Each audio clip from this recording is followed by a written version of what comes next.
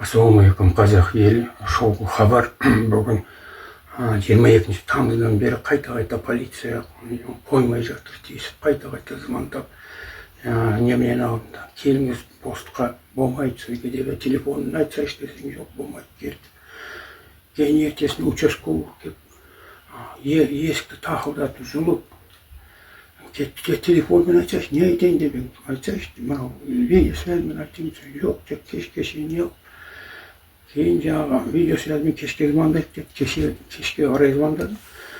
Өзім звондаймын деп, содан кейін звондаған жоқ. 2-3 марта келіп тақылдатып жүріп, бүгін еді сағат нешелерде түстен кейін ба, 4-5-терде қайта үш-төрт адам келіп, жұлып есікті не қылады, айтпайды не екен.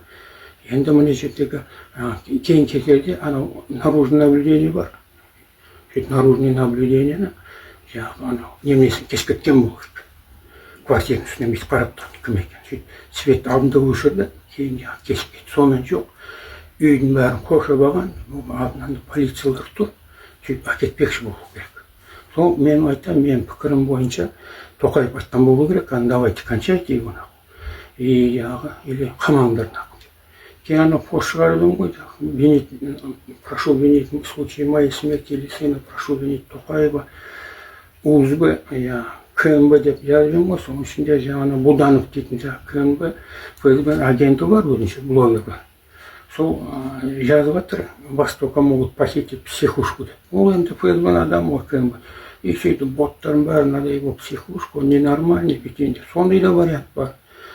Сол үшін мен ойлаймын, Тоқаев сондай бұйрық берді, бұйрық бермесе бұнда итіп қимылдамайды. Есікті жауып, наружный видеокамераның светті өшіріп, кесіп, сөйтіп бізге үйге кіремейсің, қоршап алған. Сол үшін мына жерде сіздерден енді Тоқаев сондай бұйрық берген болу керек, или құртыңдар, бұларды бір нәрсе алып, или соттың психушка тығыңдар деп бұйрық бермесе не алмайды. Сол үшін мен айтайын деген, біз шықпай қалсақ, онда білесіздер кімден оны не қылатын. Эфирге шықпай қалып, бір нәрсе не қылып, бізде қармап, психушка апаттауы да мүмкін олар, бәріне келеді. Сол үшін кімді не қылатындарын, кім жағынан істеп атқан мен пікірім күмәнім бойынша Тоқаев, бас прокурор, КНБ, МВД билік не қыламайды, полиция бітмей алмайды. Осы жердегі мен айтылғаным немнемді таратсаңыздар жан-жаққа. Немнегі перепост жасады. Сөйтіп, өздеріңіз біліңіздер, шықпай қалсақ, осындай жағдай. Бірақ мен еш нәрседен қорықпаймын.